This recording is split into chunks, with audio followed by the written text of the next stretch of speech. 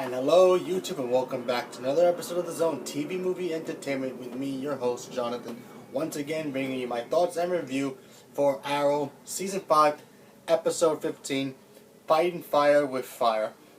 Gotta say right off the back, what a loopy ride this episode was. Very good episode. Very, very good episode. A lot of nail-biting moments, so I'm like, oh, what's gonna happen with Oliver? Obviously, if you remember from last week's episode, and before I continue, spoilers are about to happen here, so you've been warned. Last week's episode, basically the entire city found out that Oliver basically covered up the fact that he, or the Green Arrow, killed a fellow cop, aka Felicity's ex-boyfriend, and basically covered it up to basically protect the city. And today's episode was about them and the city council trying to impeach Oliver. You know, going through witnesses, the medical examiner, going to the district attorney, all that implied. While that's all happening, you have, the vigilante coming out and trying to attack Oliver, you know, make him pay for his sins, obviously, because, you know, how he wants to protect the city in his own way with guns and violence. And while you have in that problem, you have in Prometheus in another situation. And we actually got to the biggest shock of the night. Now, before I reveal this, I gotta remind you again, spoilers. Prometheus literally took his mask off after he had a fight with Vigilante, and Vigilante fell off the roof, disappeared, still alive by the way, and Prometheus decides to just take his mask off in the middle of the rooftop, and we finally get to see his face. And we find out that the identity of him is none other than the district attorney himself. You know, Oliver's, you know, second and third command, if you want to call him that. And he's also the lawyer who basically helped Diggle get out of the military prison. Now, I was shocked to think that was him, but then I thought something. I've been played out with these moments where certain characters are here, are these people, and then end up not being, or people dying but they're not really dead.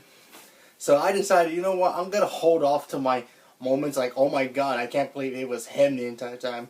Because, you know, there were rumors that, you know, it was Tommy, you know, since the timeline changed, he's back alive and nobody knows. He's there, we have, you know, it could have been anybody. But apparently it's the district attorney person. I mean, it could be him, or he could be working for somebody much higher than him. I mean, I still don't understand why they kind of revealed the identity of him now, but I'm gonna go over 40% he is Prometheus and he's just doing this on his own. I'm gonna go over 60% that he's working with somebody and somebody else is pulling the strings. Who that person is, I have no idea. Now, Oliver at the end of it found out that he's no longer been impeached. He's going to be the mayor, but now he has a new problem. He basically sold his own self out by saying that the vigilante is the one. He's a killer. He's a turncoat. Basically making him public enemy number one again. And I gotta say, man, that was some crazy stuff. And while that's all happening, you know, they're fighting vigilante. Oh, Curtis actually got to finish developing his spheres that he has, those little orbs that he always carries. You know, in the comics, Mr. Terrific has those orbs that always helps him out. So he got to finish those. Those were cool. We got something else for Curtis. He actually, you know, got a phone call from his husband. And he got excited and thought he was going to get back together with him. And then he finds out he's getting divorce papers. And I'm like, wow. For a gay person, that's gotta hurt. That's gotta hurt big time. Curtis emotionally was like happy that his husband was gonna come back with him. They're gonna be happy again, and then boom, he gets stabbed in the back, and his husband's like, "Listen, I want divorce. I want a divorce." He just gives him the papers at the dinner they went to have dinner together. Gave him the papers and just left. I was like, "Ouch, that's gotta hurt." So that was cool to see that, but man, gay person, straight person, girl, guys. Not painful. When somebody breaks up with you, that's gotta be painful. But like I said, cool episode.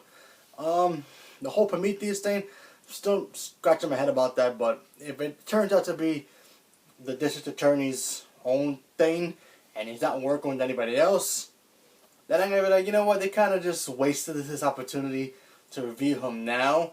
But then I go, like I said, if he is working with somebody, we're gonna find out why he's doing this anyway, and who's really pulling the strings. So, like I said, very cool episode. You gotta check it out because it was a fun episode. I enjoyed it. So, leave a comment below. Let me know what you guys thought about the episode if you've seen it. And what do you think about the whole Prometheus thing? Is he working by himself? Is he working with somebody? Leave a comment below. Let me know.